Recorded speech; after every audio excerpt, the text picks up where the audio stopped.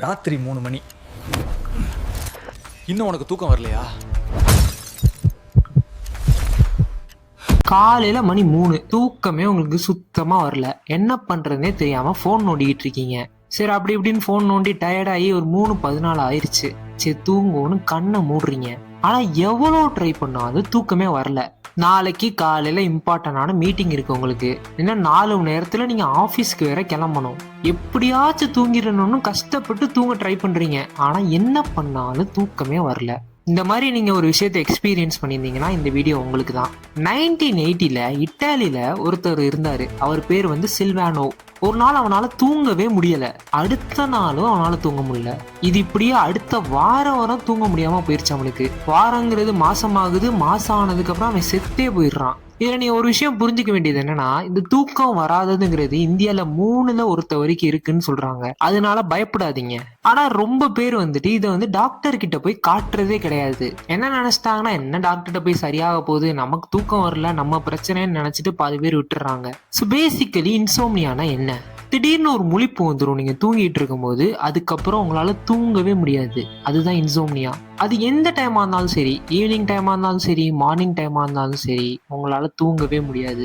எவ்வளவு அமைதியான இடத்துல நீங்க தூங்கினாலும் இந்த பிரச்சனை இருக்கும் உங்களுக்கு. இதுக்கு பேர் என்னன்னு கேட்டீங்கன்னா குரோனிக் இன்சோம்னியா. ஸோ சிலருக்கு பிரேக்கப் ஆனதுக்கு அப்புறம் எக்ஸாம் டென்ஷனு இல்லை வேற ஏதாச்சும் ஒரு ப்ரெஷர்ல தூக்கம் வராம இருக்கிறது வேற. அதுக்கு பேர் வந்து அக்யூட் இன்சோம்னியா. அது வந்து கொஞ்ச நாள் ஆட்டோமேட்டிக்கா சரியாயிரும். அந்த ப்ராப்ளம் வந்து சால்வ் ஆனோம்னா அது ஆட்டோமேட்டிக்கா சரியாயிரும். மாச கணக்கா வருஷ கணக்கா தூக்கம் வராம இருக்கிறது தான் பிரச்சனை. சரி, சில்வானோன்னு ஒருத்தவரை பத்தி சொன்னேன்ல, அவர் கதைக்கே நம்ம திரும்ப வருவோம். இந்த சில்வானோங்கிறவன் இட்டாலியில ஒரு பெரிய குடும்பத்துல இருந்து பிறந்தவன். ஆனா அந்த ஃபேமிலிக்கு சாபம் மாதிரி ஒரு நோய் இருந்துச்சு. ஜெனரேஷனா அந்த நோய் அந்த ஃபேமிலிக்கு இருந்திருக்கு. அதாவது மிடில் ஏஜுக்கு வந்ததுக்கு அப்புறம் அந்த ஃபேமிலியில உள்ள மெம்பர்ஸ்க்கு தூக்கமே வராம போயிருமா. இந்த நோய்க்கு பேர் ஆங்கிலத்துல FFIன்னு சொல்றாங்க. அதாவது ஃபேட்டல் ஃபெமிலியல் இன்சோம்னியா, அதாவது உயிரை எடுக்கிற இன்சோம்னியா. இந்த FFIங்கிறது வந்து ஃபேமிலியா மட்டும்தான் வரும். ஸோ இது எப்படி நடக்குதுன்னு நம்ம புரிஞ்சுக்கலாம். நம்ம பிரெயின்ல தாலமஸ் அப்படின்னு ஒரு பார்ட் இருக்கு. அதுதான் நம்மளோட தூக்கத்தை கண்ட்ரோல் பண்ற ஸ்விட்ச் மாதிரி. பிரெயின்ல பிரயான் அப்படிங்கிற கெட்டு போன புரோட்டீன் ஒன்று இருக்கு. அது என்ன பண்ணும்னா இந்த தாலமஸை கொஞ்சம் கொஞ்சமா செயலிழக்க செஞ்சிரும். ஸோ இந்த தூங்குற ஸ்விட்சை உடைச்சோன்னே அவங்களுக்கு தூங்கவே முடியாம போகிறது. சில்வானோவுக்கு ரொம்ப தைரியம். அவன் சாக போறான்னு அவனுக்கு தெரியும். பட் அவன் சாக போறான்னு தெரிஞ்சும் அவனை ஃபுல்லா ரெக்கார்ட் பண்ணிக்க சொல்லிட்டான். எதுக்குன்னா ஃபியூச்சர்ல இந்த நோய்க்கு கியூர் கண்டுபிடிக்க பாசிபிலிட்டி இருக்கான்னு பாக்குறதுக்காக. இறந்ததுக்கு அப்புறம் தன்னோட மூளையவே தானம் பண்ணிட்டான் ஆராய்ச்சி பண்ணி பாக்குறதுக்கு. அப்படியே கொஞ்ச நாள்ல அவனால தூங்க முடியாம அவன் இறந்தும் போயிடுறான். இப்ப நீங்க பயப்படாதீங்க. இந்த FFI அப்படிங்கிறது வந்து எக்ஸ்ட்ரீம்லி ரேர். எல்லாருக்கும்லாம் வராது. மொத்த உலகத்திலே சில 100 ஃபேமிலிக்கு மட்டும்தான் இந்த பிரச்சனை இருக்கு. அதான் அந்த சில்வானோ மூலியமா சயின்டிஸ்ட் என்ன கிடைச்சாங்கன்னா, தூக்கங்கிறது ரொம்ப முக்கியமான ஒரு விஷயம். நம்ம உடம்புக்கு தண்ணிங்கிறது எவ்வளவு அத்தியாவசியமோ அந்த மாதிரி தூக்கங்கிறது நம்ம பிரெயினுக்கும் உடம்புக்கும் அவ்வளோ அத்தியாவசியம். தூக்கங்கிறது வேஸ்ட், ஸ்கிப் பண்ணலாம்னு என்னைக்குமே நினைக்காதீங்க. ஸோ ஆக்சுவலி தூங்கும் போது நம்ம உடம்புல என்னென்ன நடக்குதுன்னு பார்ப்போம். நம்ம தூக்கம்னா என்ன நினைக்கிறோம்? பிரெயின் ஆஃப் ஆகுது, பாடி ரெஸ்ட் எடுக்குதுன்னு மட்டும்தானே நினைக்கிறோம். அது முழுக்க முழுக்க தப்பு. நைட்டும் நம்ம பிரெயின் வந்து வேலை செய்யும். அது முக்கியமான இந்த 3 வேலைகளை பார்க்குது. ஃபர்ஸ்ட் பிரெயின் வாஷ் பண்ணுது. நம்ம நாள் முழுக்க என்னென்னமோ யோசிச்சிருப்போம் கரெக்டா. அதுல தேவையில்லாத விஷயங்கள் நிறைய இருக்கும். என்னென்னமோ யோசிச்சு வச்ச இந்த தேவையில்லாத விஷயத்த டீப் ஸ்லீப்ல இருக்கும்போது தான் பிரெயின் வந்து கிளியர் பண்ணும். சிம்பிளா சொல்லணும்னா, உங்க ஆபீஸ்ல ஹவுஸ் கிளீனிங் டீம் இருப்பாங்க. நீங்க வேலை முடிஞ்சு வீட்டுக்கு போனதுக்கு அப்புறம் தானே அவங்க கிளீனிங் ஸ்டார்ட் பண்ணுவாங்க. நீங்க வேலை பார்த்துக்கிட்டு இருக்கீங்களே அவங்க கிளீன் பண்ண முடியுமா? அதே மாதிரி தான் நம்ம தூங்காட்டினா நம்ம பிரெயினால இந்த டாக்ஸின்ஸ் எல்லாம் கிளீன் பண்ணவே முடியாது.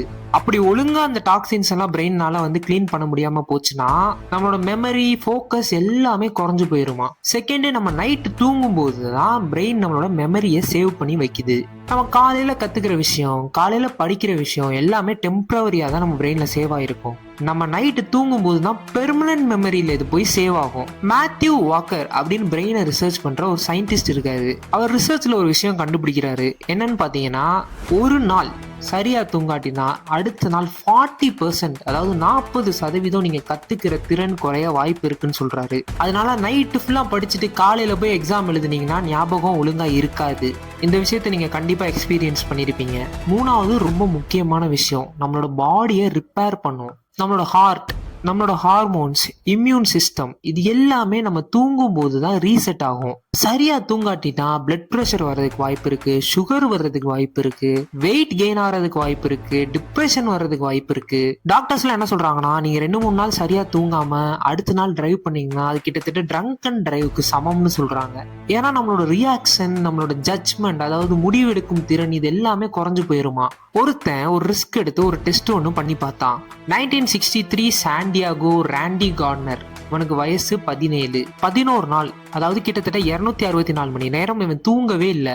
காஃபி எதுவும் குடிக்காம, மெடிசின்லாம் எதுவும் எடுக்காம, இவனோட வில் பவரால மட்டுமே இதை பண்ணி பார்த்தான். ஃபர்ஸ்ட் 2 நாள் அவனுக்கு ஏதோ ஓகேயா போச்சு. அதுக்கப்புறம் மூட் ஸ்விங்ஸ் வர ஆரம்பிச்சிச்சு. அப்புறம் கான்சென்ட்ரேஷன் சுத்தமா போயிருச்சு. அப்புறம் கொஞ்சம் நாள்ல மெமரியும் போக ஆரம்பிச்சிருச்சு. அடுத்து ஹாலுசினேஷன்லாம் பண்ண ஆரம்பிச்சிட்டான். எதை பார்த்தாலும் அவனுக்கு குழம்ப ஆரம்பிச்சிருச்சு. ஒரு ரோட் சைனை காட்டுறாங்க. அந்த ரோட் சைனை பார்த்தா ஏதோ ஒரு மனுஷன் நிக்கிற மாதிரி அவன் பிரெயின் ஃபீல் பண்ண ஆரம்பிச்சிருச்சு. சரி, இப்ப நார்மலான நமக்கு எஃப்எஃப்ஐயும் கிடையாது, இல்ல இந்த ராண்டி மாதிரி நம்ம எக்ஸ்பெரிமெண்ட்டும் பண்ணல. ஆனாலும் நமக்கு ஏன் தூக்கம் வர மாட்டேங்குது? ஃபர்ஸ்ட் நம்ம ரொம்ப ட்ரை பண்றது தூங்கணும்னு. நம்ம பெட்ல படுத்துக்கிட்டு தூங்கணும்னு ரொம்ப ட்ரை பண்ணோம்னா ஸ்ட்ரெஸ் ஆகிருவோம். ஸோ உடனே நம்ம பிரெயின் என்ன நினைக்கும்னா, பெட்டுக்கு வந்தாலே டென்ஷன் கிரியேட் பண்றான்னு அது உணர ஆரம்பிச்சிரும். அப்படி உணர ஆரம்பிச்சோம்னா நீங்க ஒவ்வொரு தடவையும் பெட்ல படுத்தோடனே பிரெயின் ரொம்ப அலர்ட் ஆயிரும். அலர்ட் ஆனதுக்கு அப்புறம் உங்களுக்கு தூக்கமே வராது. செகண்ட், இந்த காலத்துல போன் அதிகமா யூஸ் பண்றது. போன்ல வர்ற நீல வெளிச்சம், மோஸ்ட்லி எல்லாருமே தூங்குறதுக்கு முன்னாடி இப்ப ஸ்க்ரோல் பண்ணிட்டு தான் தூங்குறாங்க. அந்த போன்ல இருந்து வர ப்ளூ லைட் நம்ம பிரெயின் என்ன சொல்லுதுன்னா, இது மார்னிங் அப்படின்னு அந்த பிரெயினை நம்ப வச்சிரும். நம்ப வச்சோன்னே தூக்கம் வர்றதுக்கு மெலட்டனின் அப்படிங்கிற ஒரு ஹார்மோன் ரொம்ப தேவை. அந்த மெலட்டனின் வந்தாதான் நமக்கு தூக்கம் வரும். அந்த ஹார்மோன் சுரக்கவே சுரக்காது.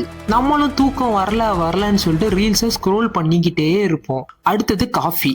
காஃபில கெஃபைன் இருக்கும். கெஃபைன் நம்ம பாடியில கிட்டத்தட்ட 6 மணி நேரத்துக்கு இருக்கும். நீங்க 4 மணிக்கு ஈவினிங் காஃபி குடிச்சீங்கன்னா நைட்டு 10 மணி வரை உங்களுக்கு தூக்கம் வர்றதுக்கு வாய்ப்பு கம்மி தான். அடுத்தது ஓவர் திங்கிங். நைட்டு படுத்துக்கிட்டு கண்டதே யோசிச்சுக்கிட்டு இருந்தா ஒரு தாட்டும் ஸ்பைரல் ஆகி அது வேற எங்கேயோ கொண்டு போய் விட்டு அதனால உங்களுக்கு ப்ரெஷர் தூங்காம போறதுக்கு நிறைய வாய்ப்பு இருக்கு. நைட் நேரத்துல நீங்க பிரெயினை பிஸியா வச்சிருந்தீங்கன்னா எப்படி தூங்க முடியும்? அடுத்து நோ ரொட்டீன். ஒவ்வொரு நாளைக்கும் ஒவ்வொரு நேரத்துல தூங்கி எந்திரிக்கிறது.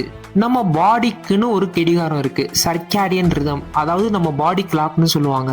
நம்ம ஒவ்வொரு நாளைக்கும் ஒவ்வொரு டைம்ல தூங்குறதுனால இந்த பாடி கிளாக்குங்கிறதே டோட்டலா மாறிடும். இப்ப நான் ஒரு 5 விஷயம் சொன்னேன்ல, இந்த 5 விஷயத்துல நீங்க எந்த விஷயத்த பண்றீங்கன்னு கமெண்ட்ல சொல்லுங்க. சரி, இதுக்கு என்னதான் சொல்யூஷன் அப்படின்னு பார்ப்போம். இந்த விஷயத்துக்கு மாத்திரை மருந்துலாம் ஒரு சொல்யூஷனே கிடையாது. சிபிடி அப்படின்னு ஒண்ணு இருக்கு, அதாவது காக்னிட்டிவ் பிஹேவியரல் தெரப்பி. இது 70-80% மக்களுக்கு ஒர்க் ஆயிருக்குன்னு சொல்றாங்க. இது சாதாரண விஷயம் தான். நீங்க பெட்ல போய் படுக்கிறீங்க, படுத்து உங்களுக்கு 20 நிமிஷம் தூக்கம் வரலன்னு வச்சுக்கலாம். நீங்க என்ன பண்ணணும்னா பெட்டை விட்டு எந்திரிச்சிடணும். எந்திரிச்சிட்டு லைட் கம்மியா இருக்கிற ஒரு ரூம்ல போய் உட்காந்து ரொம்ப போரிங்கான வேலை ஏதாச்சும் ஒன்று பார்க்கணும். அதாவது புக்கு படிக்கிறது அப்படி இல்லைன்னா எதுவும் பண்ணாம அமைதியா அந்த ரூம்ல உட்காந்துருக்கணும். ஆனா போன் யூஸ் பண்ணக்கூடாது. அப்போ உங்களுக்கு தூக்கம் வந்துடும் ஆல்மோஸ்ட். அப்படி தூக்கம் வந்தோம்னா உடனே பெட்டுக்கு நீங்க தூங்கிடணும். ஏன்னா நம்ம உடம்ப பழக்கி வச்சிருக்கோம், பெட்னா டென்ஷன், தூக்கம் வர மாட்டேங்குதுன்னு. அதுக்காக தான் இந்த ஒரு ட்ரிக்கை யூஸ் பண்றாங்க. அடுத்து ஃபிக்ஸ்டு வேக்கப் டைம், அதாவது ஒரே நேரத்துல தூங்கி ஒரே நேரத்துல எந்திரிக்கணும். இப்ப நைட்டு 10 மணிக்கு தூங்கி காலையில 6 மணிக்கு எந்திரிக்கணும். ஒரு நாள் 7 மணிக்கு, ஒரு நாள் 8 மணிக்கு, சண்டேல 12 மணிக்கு அப்படின்னு பாடி கிளாக்கா மாத்தக்கூடாது. இந்த மாதிரி டெய்லி பண்ணிக்கிட்டே இருந்து பாருங்க. 10 மணி ஆனாலும் ஆட்டோமேட்டிக்கா தூக்கம் வந்துடும். காலையில 6 மணி ஆனாலும் என்ன ஆனாலும் உங்களுக்கு முழிப்பு வந்துடும். நம்மளோட உடம்பு அதுக்கு ஈஸியா ப்ரிப்பேர் ஆயிரும். 3வது, ஸ்கிரீனை 1 மணி நேரத்துக்கு முன்னாடியே யூஸ் பண்றத நிறுத்திடணும். அதாவது போன் பாக்குறது, பிசி பாக்குறது, டிவி பாக்குறது, இது எல்லாத்தையுமே தூங்குறதுக்கு 1 மணி நேரத்துக்கு முன்னாடி நிப்பாட்டிடணும். ஒரு நல்ல இருட்டான ரூம்ல 18 டிகிரி 19 டிகிரி ஏசி போட்டு வச்சுக்கிட்டு முடிஞ்ச ஒரு சூடான குளியல், லைட் ஸ்ட்ரெச்சிங் இதெல்லாம் பண்ணிட்டு காமான மியூசிக்லாம் கேட்டீங்கன்னா ஈஸியா தூக்கம் வந்துடும். அடுத்து கெஃபைன் கட். எப்பவுமே 4 மணி 5 மணிக்கெல்லாம் காஃபி குடிச்சிங்கன்னா அங்கேருந்து 6 மணி நேரத்துக்கு கெஃபைன் உங்க உடம்புல இருந்துகிட்டே இருக்கும்.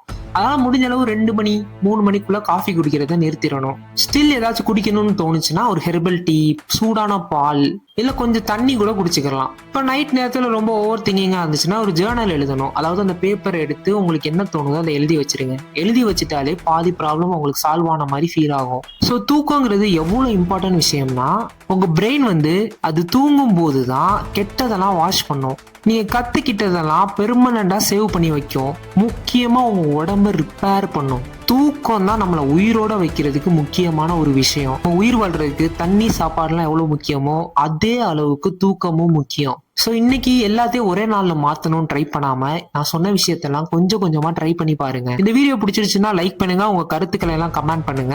முக்கியமா தூக்கம் வராத உங்க ஃப்ரெண்டுக்கு இந்த வீடியோவை ஷேர் பண்ணுங்க. ஆனா இதே மாதிரி நிறைய வீடியோ வேணும்னா என்னோட சேனலை சப்ஸ்கிரைப் பண்ணிக்கோங்க. அன்டில் தென் போனை கீழே வைங்க, கண்ணை மூடுங்க, நைட்டு உங்க பிரெயினை வேலை பார்க்க விடுங்க. நல்லா தூங்குங்க. Take care. அடுத்த வீடியோல சந்திப்போம். பாய்.